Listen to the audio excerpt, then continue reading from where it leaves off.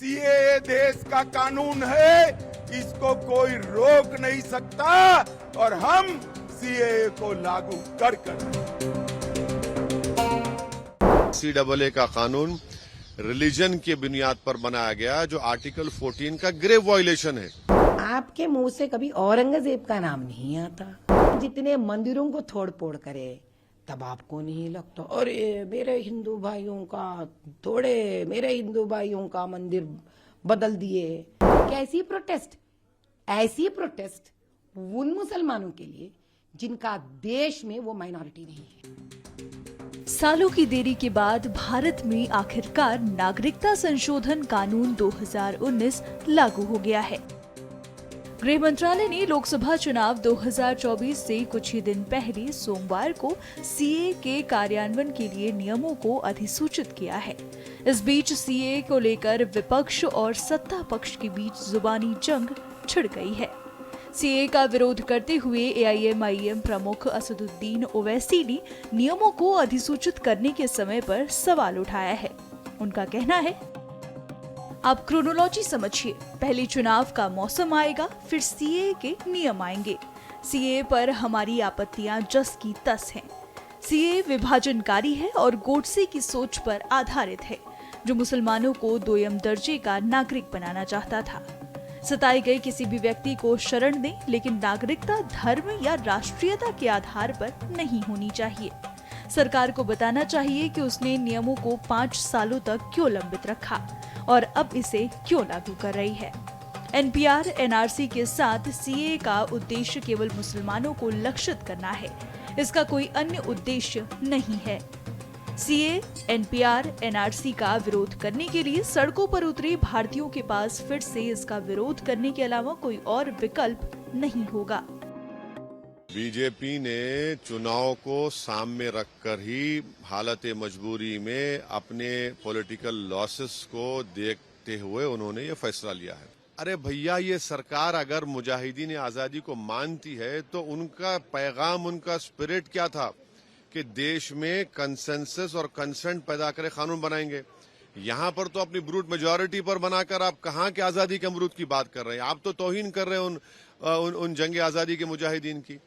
और अगर छोटा सा तबका खिलाफ है तो भारत में आज एक बहुत बड़ा तबका जो संविधान को चाहता है और मोहब्बत करता है, वो ये कह रहा है कि सीएए का कानून रिलीजन की बुनियाद पर बनाया गया, जो आर्टिकल 14 का ग्रेव वायलेशन है। इसीलिए हम सरकार से डिमांड करते हैं कि उसको वापस लिया जाए सीएए कानून को। ओवैसी के खिलाफ बीजेपी की दावेदार माधवी ने एआईएमआईएम प्रमुख से भारत में मुसलमानों की चिंता करने के लिए कह दिया। मुंह में जो है बोलने लग गए हैं, तो आप औरंगजेब का नाम ले लीजिए ना। उन्हों कौन सा कोई अच्छा करे, तो आपके मुंह से कभी औरंगजेब का नाम नहीं आता। उन्होंने इतने सारे कत्ल करे हैं हिंदुओं का नहीं आता। आप उन पर तरस नहीं आता। तो उन्होंने जितने मंदिरों को तोड़ फोड़ करे तब आपको नहीं लगता अरे मेरे हिंदू भाइयों का तोड़े, मेरे हिंदू भाइयों का मंदिर बदल दिए। तो इसके बारे में आपका आवाज तो नहीं निकलता।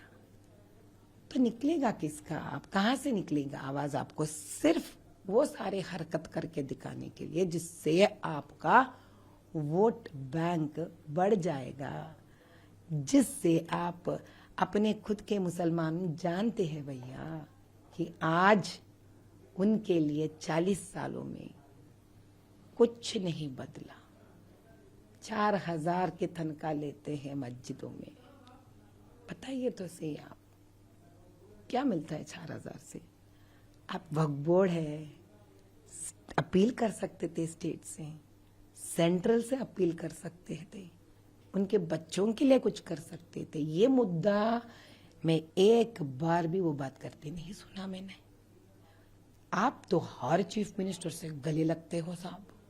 इतनी दोस्ती देखने वाले परेशान हो जाते हो, अरे यार ये तो लंगोटिया यार होगा शायद। इतना जब प्यार और दोस्तानी है तो आपको सबसे पहला क्या करना चाहिए?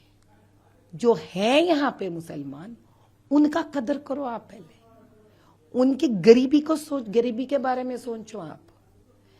भाई मैं और एक बात बताती हूँ आपको, ये इतने सारे बातें करते हैं ना, जीएचएमसी में जो बजट निकलता है ना, सबसे ज्यादा फंड किसको होता है? साउथ जोन को होता है, सबसे ज्यादा हर बार।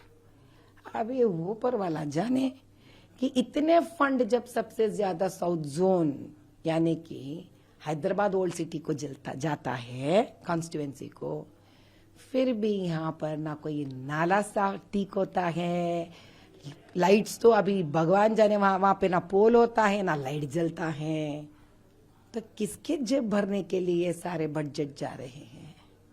इनके बारे में बात करने वाला कोई नहीं है, इसलिए आप बार बार जो उन नाम पूरे निकालते आप फिरो। जो पैसे आप उठा रहे हो गवर्नमेंट से, जो पैसे आप उठा रहे हो वक्फ बोर्ड से, पहले बताओ उसका हिसाब आपने किस अपने मुसलमान भाइयों को पसमंदों के लिए खर्च करे आप। फिर बाद में बात करना उन मुसलमानों के लिए जो खुद के देश से धक्का मारकर निकाले गए हैं। अपनों के लिए रोना सीखिए साहब। हम हैं यार, अपनों के लिए तकलीफ, हमको तकलीफ होता है जब अपने मुसलमान यहाँ तकलीफ में होते हैं। आप इनके लिए मत रोइए, आप धक्के मारे से लोगों के लिए रोइए। आप क्या पाकिस्तान में मुसलमान माइनॉरिटी है? बांग्लादेश में माइनॉरिटी है? बताइए आप, नहीं है ना? तो जिस देश ही उनका है, आप क्यों भाई इतना रो रहे हैं उन लोगों के लिए? पहले खुद के देश के माइनॉरिटी के बारे में रोइए ना, उनका मुद्दा उठाइए ना। जो मेजॉरिटी है, जो मुसलमान देश है, ये कहीं का जाति है मेरे सब। पाकिस्तान में मुसलमान जिनको धक्का मारे आप उनको माइनॉरिटी बना रहे।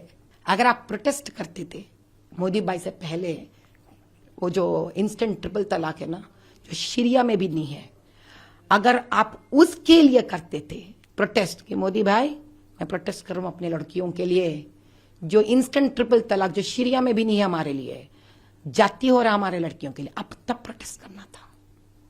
अब तब प्रोटेस्ट करना था कि भाई आपके हिंदू के औरत और लड़कियों के तो हक मिलता है मैके में बराबर लड़कों को दिए जैसा, हमारे में नहीं है, अब हमारे लिए क्यों नहीं देते? अगर उसके लिए प्रोटेस्ट करते थे ना, बड़ा ही मजा आता था मेरे लिए। अब अगर बात कर लें कि ये सीए है क्या, नरेंद्र मोदी सरकार द्वारा पेश किए गए सीए का उद्देश्य सताए गए गैर मुस्लिम प्रवासियों को भारतीय नागरिकता प्रदान करना है, जिनमें हिंदू, सिख, जैन, बौद्ध, पारसी और ईसाई शामिल हैं, जो बांग्लादेश, पाकिस्तान और अफगानिस्तान से पलायन कर 31 दिसंबर 2014 से पहले भारत पहुंचे हैं।